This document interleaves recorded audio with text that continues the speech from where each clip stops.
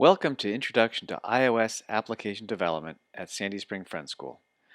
In this course, we're going to take a look at how to create basic iOS apps using Xcode and Swift. Swift is Apple's programming language. For the course materials, we're going to be using lessons designed by Apple, specifically designed to teach students how to create iOS apps.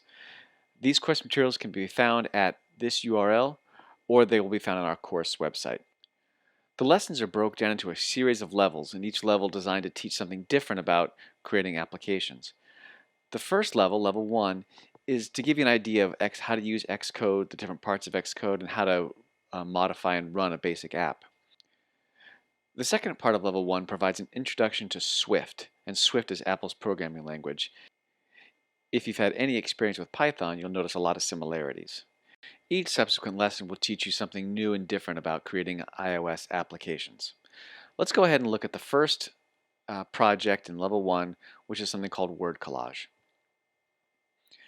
So again, in WordCollage, this basic app is just going to teach you how to navigate the Xcode interface and how to run and stop running an app. So you can either download the WordCollage Lesson 1 Xcode project from here, or you can download it off the course website. So I'm going to go ahead and click on the download here, and it's downloading now.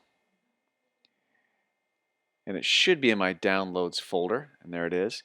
Now notice it comes down as a zip file, which means it's a compressed file. So before you can use it, you have to unzip it. So I'm going to double click on it, and it creates a WordCollage Lesson 1 folder. Inside that folder will be all the files you need to run an Xcode project. This Xcode project file is the one you're going to open. These folders are supporting files. So I'm actually going to open this from within Xcode. So I'm going to click on Xcode. You can see it's down here. It's the hammer on the blueprint icon. And when you start Xcode, you should get a screen that looks something like this. You may not have files over here. These are files I've had open previously. So I'm going to go ahead and open another project. And I'm going to go to my downloads folder. There's my WordCollage Lesson 1. And I'm going to double click on the Xcode project file. And that's going to open it in Xcode. And here it is open, and you can see it's not really very exciting. Let's take a look at the different parts so far. On this side is the project navigator. And if I want to open it, I hit. At the top you'll see a play button, and that actually runs the app. You can either click that, or a faster way would be to press the Command R. I'm going to hit Command R, and it's going to build it. And what running a project does is it takes all the code and compiles it and creates an app in the iOS simulator. And the nice thing is about using Xcode is you actually don't need a physical device to run and test projects. You can actually do it all on a simulator. And right now it's opening in the background, and you can see the icon right here. And if I click on it, it'll show it opening. And again, it's downloading it to this simulation device.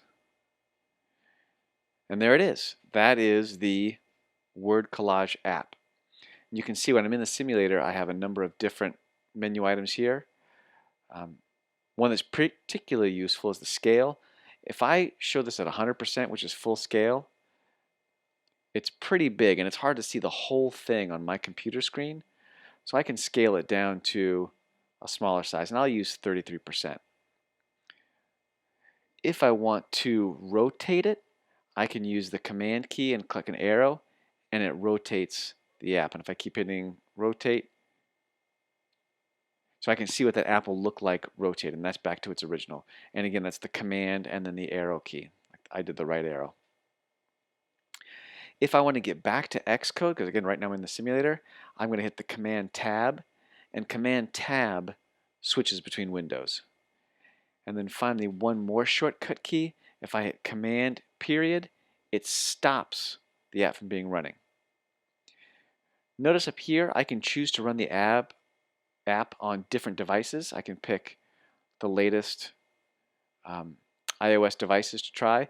And in fact, if I had my own iPhone or iPad, I could connect it to my computer and actually run my app on that device, which is pretty neat. Let's take a second to look through these files. And the first one we want to look at is the main storyboard. And the main storyboard is actually where you're going to lay out and design your app. And you can see that when I click on it, it shows me what all these different pieces are. Over here, I have what's called the document outline. And the document outline is a hierarchical view of all the elements of your application. You can see that the highest level is a view controller. Within a view controller is a view.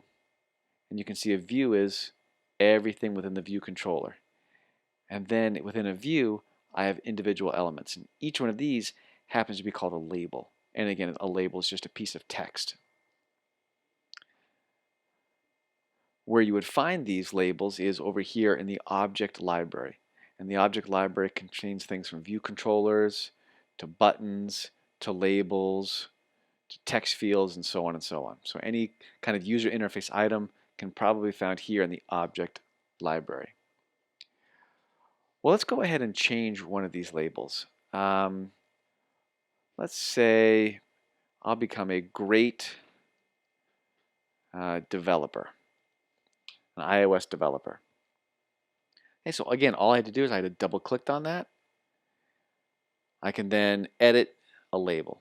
If I want to do this again, let's do ruler of the, that's maybe too long.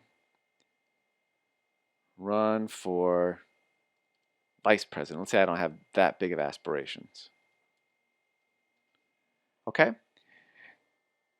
Now, again, if I want to run that app, I can just hit Command R. And notice I changed these two labels. This indicates that my build succeeded, which means that there are no errors in my project. And right now it's opening in the simulator. When it's done, the simulator will come forth. And there it is. There's run for vice president, become a great developer. So those labels were updated with the changes that I made. And again, to stop it, I hit Command Tab to switch between windows. And then I hit Command period to stop the app from running. And that's it. That's just a very basic look at Xcode and a look at how to run an app. In the next few lessons, we'll take a look at how to change some labels, how to lay things out so they look right on the screen, and how to add some buttons and make them do things.